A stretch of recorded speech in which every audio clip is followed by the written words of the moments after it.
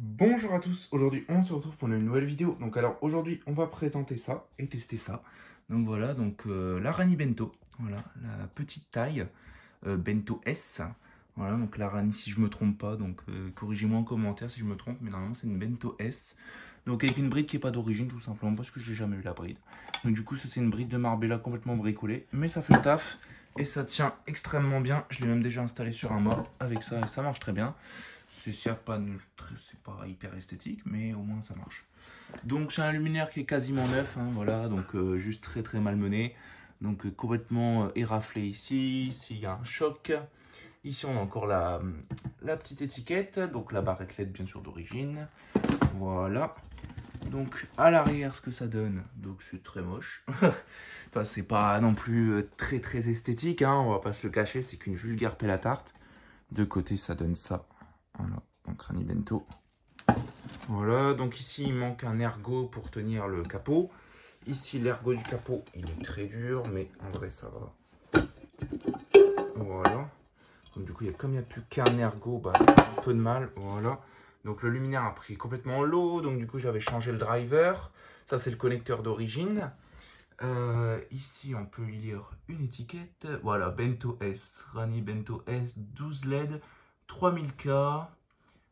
AS Y10 500 mAh, ça c'est la puissance des LED. Enfin, la puissance du driver, pardon, pour les LED.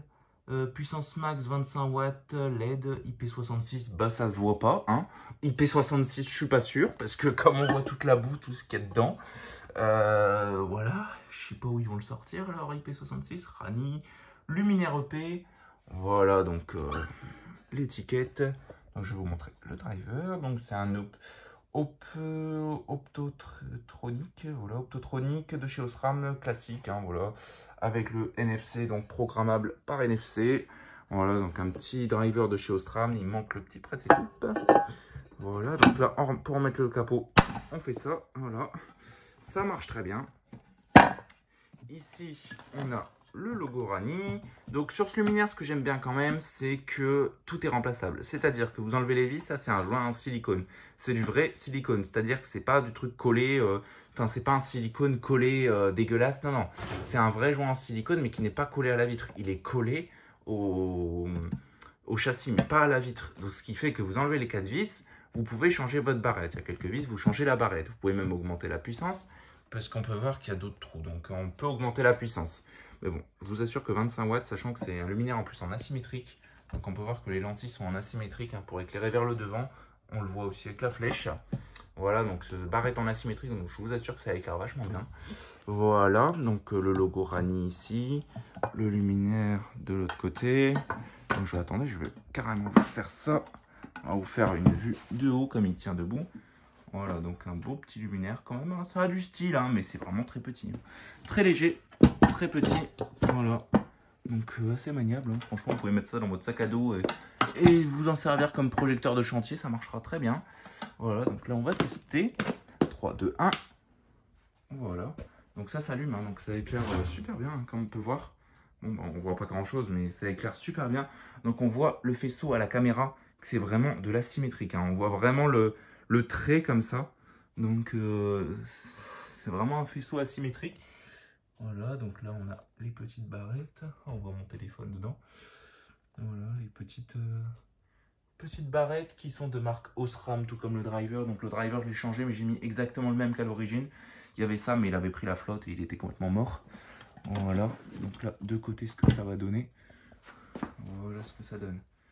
Donc bon, c'est sympa, c'est le problème, c'est la petite bride de Marbella, mais bon.